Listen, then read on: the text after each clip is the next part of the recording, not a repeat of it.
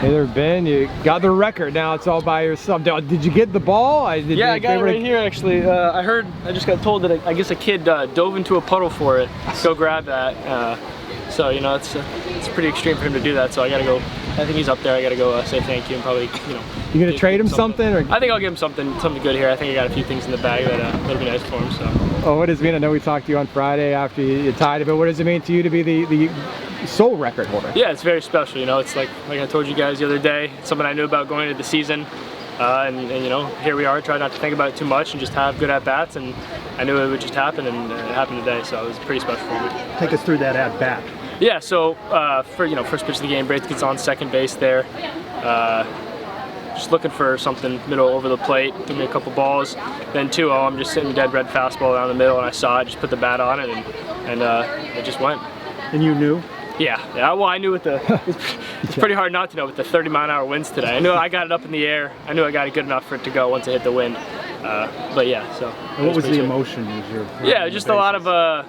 You know, at first it, you know, kind of really hit me until I got to the dugout when all the guys started, you know, coming up congratulating me and doing all high fives and stuff like that. But you know, just all those guys coming up and congratulating me was sweet, and it shows how good of teammates we have and how good of friends I've had over the years for them to, you know, be there to support me and everything. Considering the lengthy road trip that's going to be in store for you guys in a little bit, what does it mean to you to capture this record here at home by getting these last 2? Yeah, that was really one of the things too that I was pretty happy about. You know, my family was here, my girlfriend was here, and I had some other extended family that was in town, so that was pretty cool for me to do it here. And then obviously, you know, doing it in front of the fans was pretty cool too. I would have felt pretty tough if I would have done it on the road somewhere in like Tulane or Ohio State, and you know, there've been maybe 2 people that have been like, oh, hey, that's just happened. But for me to do it here was pretty cool. Have you thought about how you've built a legacy here? I mean, you've been such a key part of this program. Your name's going to go down in the record books. I know you're kind of focused on the game to game, but you know, years from now they'll be talking about this record and everything. Yeah. People will be chasing it. Have you kind of thought about what you've accomplished over your career? Yeah, you know, bits and pieces. It hits you a little bit.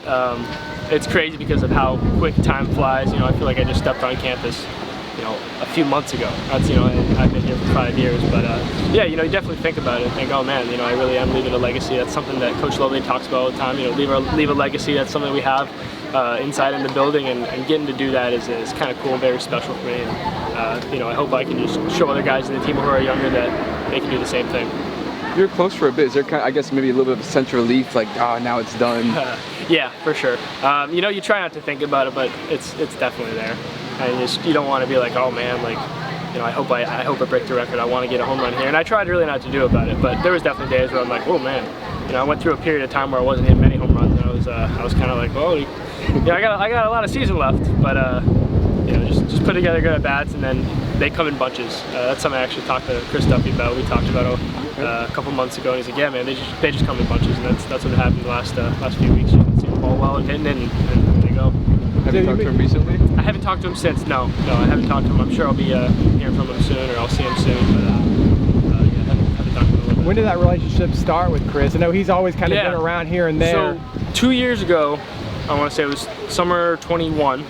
I was playing for the Sanford River Rats, which is one of the floor league teams here, and we were heading at one of the cages that we hit at before. It's called like the dugout in Sanford, and I think he was there hitting with his team.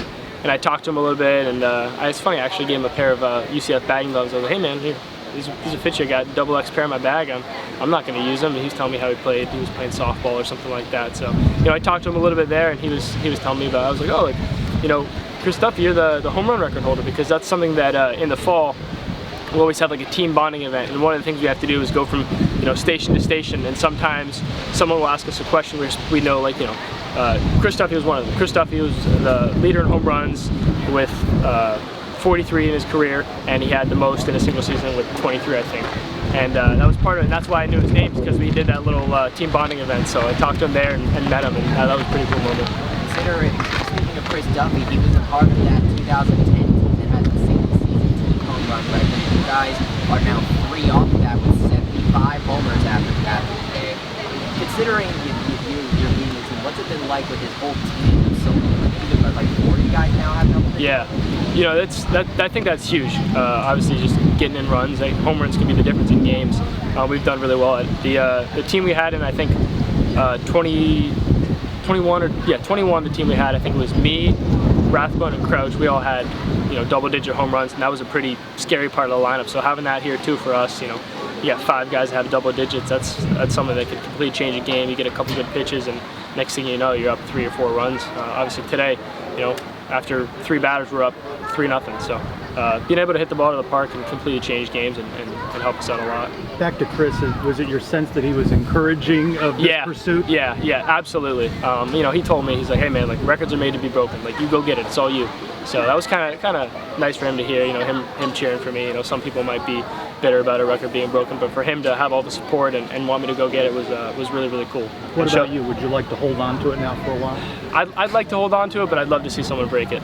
And someone I play with on this team, you know, that'd be cool too. I know Furrow's off to a pretty hot start with home runs, so he could definitely be one of those guys. But for it to be someone I played with, I think that'd be pretty cool for me to be like, hey man, like you got me. So hopefully I can pass that down to the next guy whenever they break mine.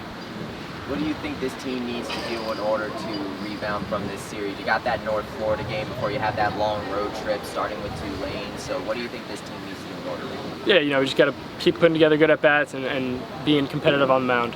You know, it's two simple things we got to do. If we can keep doing that, then, you know, I think we'll put up a lot of runs hitting, and then we'll, you know, put up a lot of zeros pitching, and you know, just looking to get hot in the month of May. Obviously, you know, the teams that get hot in the month of May are the teams that do really well in the postseason, so we're looking to be one of those teams.